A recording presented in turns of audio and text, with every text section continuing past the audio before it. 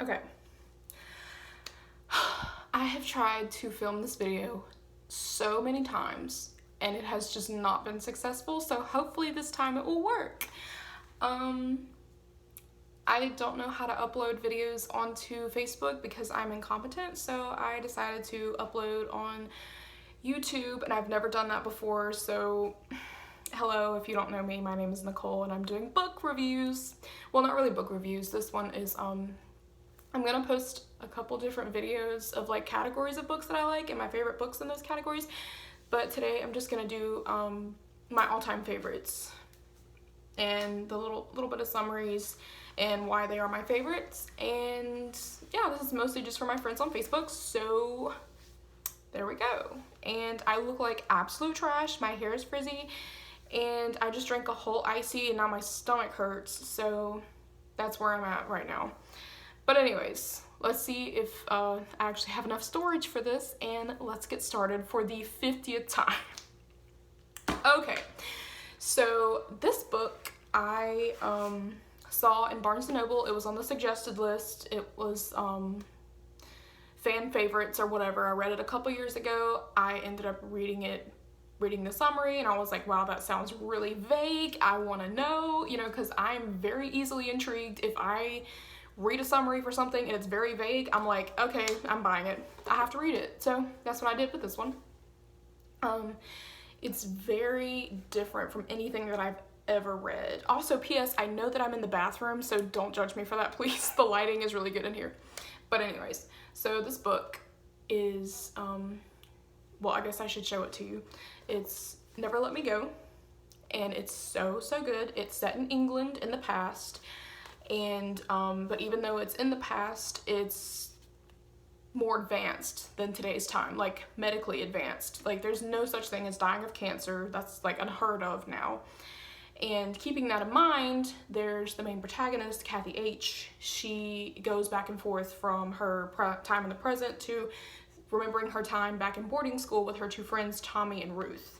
And when they were all in boarding school, they were not allowed out of the bounds of the school. They weren't allowed outside at all. And as kids, they didn't really care, you know, because they didn't know anything else because that's how they'd grown up. But the teachers would treat them kind of weird. And then the older that they got, the more they realized that they're really different. And finding out how they're different is one of the big reveals. And then, yeah, this book is really good. I don't want to give too much away, but it's very sad. So if you don't like sad stories, you probably should just stop watching this video because most of the books I'm going to recommend are really sad. It basically asks the question, you know, what is ethical or what is really moral, and how far as a society will we go to gain these advancements in technology and, you know, the medical field and everything. Like, it asks a whole bunch of serious questions, and all of the main characters, you feel so much for them because they're so real, even though they do things that are just, you know, human, really. And you just feel for them, and basically it's a race against time until the end. And it's a really good book, and I highly recommend it. It's not for a lot of people. Lots of people don't really like this book because they said it was boring, but I did not think it was boring at all. I think you should give it a chance, even if you think it is at first. But yeah, this is one of my favorites. It's in no particular order. This one's just one of my top 5 favorites. And if you do read it, let me know.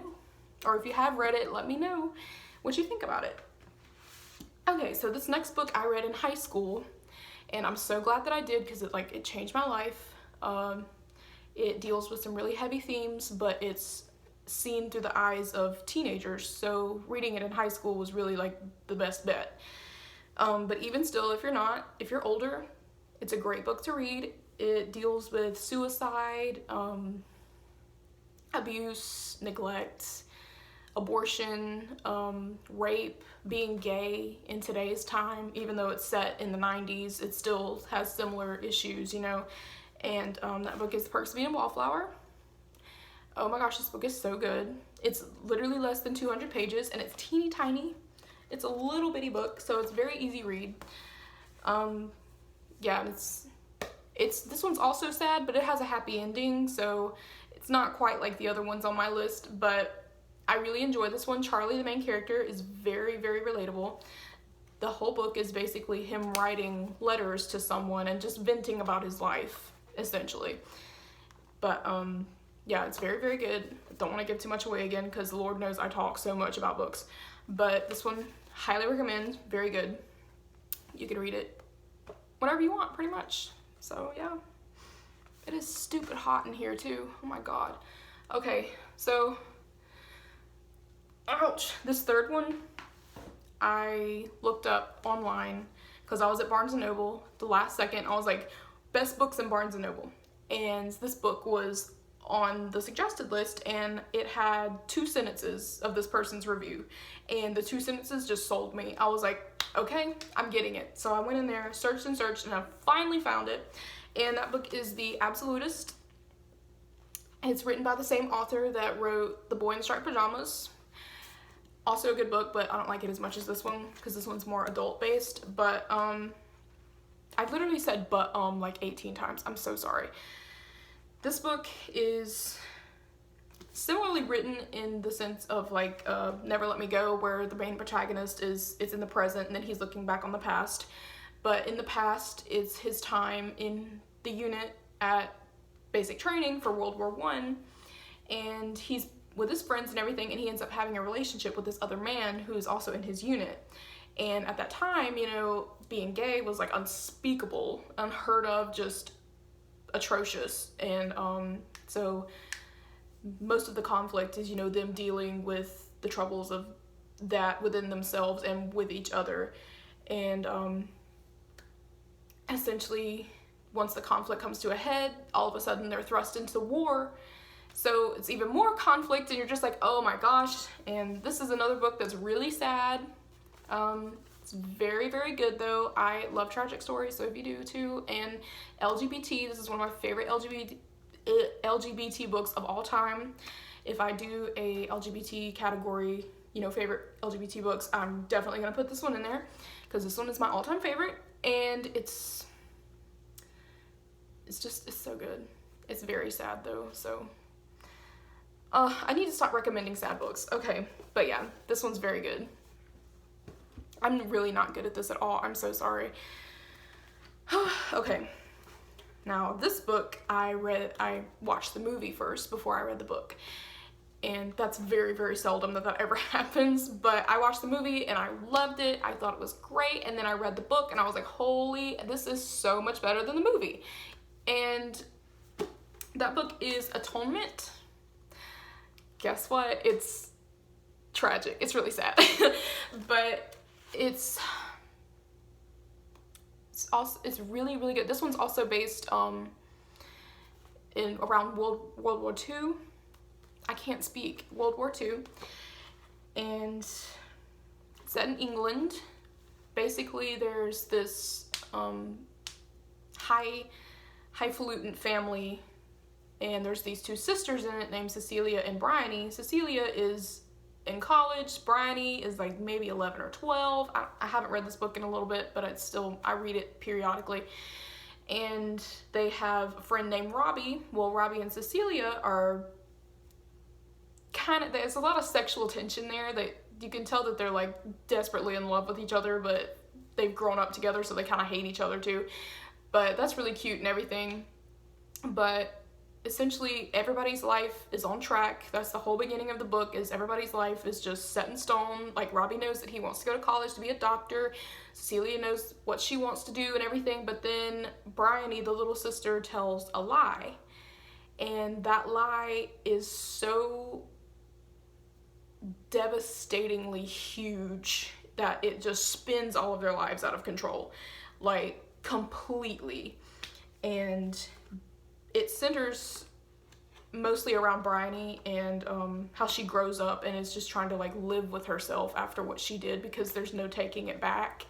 And even though she was a child, that's one of the biggest conflicts about what people think about this book, is because some people just hate Bryony, but some people just sympathize with her because she was a kid when she told it, but she was old enough to know that she shouldn't have done it. So I personally, I sympathize with her a little bit, but sometimes I just want to choke her out. But she's a really good character, and the development that she shows over the whole span of the book is insane. It's incredible, and like I said, it's also really tragic. It's really sad. It's also a war story like The Absolutist, but both of these are easy to read because, I mean, it's hard for me to read war stories sometimes because I don't understand the lingo and I don't understand like really what's going on because of the grammar and the, you know, all the words and everything. God, I don't know how to speak, but they're really easy to read. This one doesn't deal with too much actual combat. It's mostly just, you know, like there's Dunkirk whenever they were leaving to go home after that and all kinds of stuff. I don't want to give too much away, but that one's really, really good. And I'm so sorry that I'm so terrible at this. I promise I'll get better. But okay, so this last one, I can't choose a book from it. It's a series. At first, I refused to read it. I did not want to read it at all because I was like, no, because it's a manga. And the person that put me on it, I can't stand now. We don't even talk anymore, but the best thing that came out of that relationship is them practically forcing me to read this series because this series is so good. And if you know me, you know that I absolutely am obsessed with like Lord of the Rings. I like Game of Thrones. I like Harry Potter. This one is up there with them, and I'm so glad that I discovered it because it's so, so good. And that series, I got the whole box of it. That series is Full Metal Alchemist. Y'all, I'm about to go on a tangent about this series. Okay. There are so many characters. They are so diverse. What I love about the story, even more than, like, I don't want to say that I like it more than Lord of the Rings because Lord of the Rings was like the it story for me, but in Full Metal Alchemist, 50% of the characters that contribute to the plot are women, and not just a specific type of women. I mean, we've got old women, young women, fat, skinny, religious, non-religious. We've got disabled women, women of color, mechanics, physicians, librarians. I mean, all kinds of women, commanders of an army. Like, I can't even begin to explain. And they all are such good, rounded characters, and they're not the same at all. And then even the men, the male characters, they are also diverse. People of color, disabled. There's lots of disabled characters in this story. And gosh, I'm getting ahead of myself. I love this series so much. It's so good. But it deals with basically these two brothers. It centers around them. The whole story centers around alchemy and the, you know, idea of alchemy, taking something from something else, you know, creating something. And the two brothers, their father was an alchemist, and they were really little, and they were just kind of delving into it just a little bit. You know, they could do a little bit here and there, and then they were kind of left alone one day, and they performed a taboo alchemy ritual, something that should never be done. It's considered a sin. It's absolutely unacceptable. And basically the whole rest of the story is them trying to redeem themselves from that and like fix everything that got out of hand from that. But that's just a piece of the plot. I mean, we've got wars going on. This story is set right after, like 10 years after a huge war. We've got and you know, race, sexism, all kinds of stuff. It deals with all kinds of stuff like that, real world issues, even though it's a fantasy world, but you know what I mean. And gosh, I don't want to give too much away. It's so, so good. I don't care if you don't like manga. I don't care if you think it looks cartoonish. I mean, the story itself is so good. I don't even mind it now. I like to read manga now because of the story. And I'll show it to you. I'm just gonna pick a book. You read it backwards. For those of you who don't know, you read it backwards. There's 27 of them. I know that sounds like a lot, but they're very easy to read. I mean, I can read like 7 of these in a day. Wouldn't take me that long. But it's such a complex story that you probably shouldn't do that. But yeah, I'll shut up about the story now, but it's hilarious. It's so funny. It deals with heavy themes. I just love this story. It deals with war, famine, all kinds of stuff. The women in the story, oh my gosh, they are so like, look, that's Winry. I love her so much. And even the action scenes, even though they're just little pictures, I feel like I'm watching it on the screen because I'm just like, oh my god. And then at the very end, you know, they've got like a commander in the military. The woman, she's super hot, and she's like staring down the bad guy. They finally meet, and then they're like pulling each other's swords out, and I'm just, it's so much different than just reading a regular book. And I mean, I like both of them, but this one just really surprised me, and I was like, oh my gosh, yes, they're fighting. Oh, I don't even know. But anyways, yeah, this story is super good.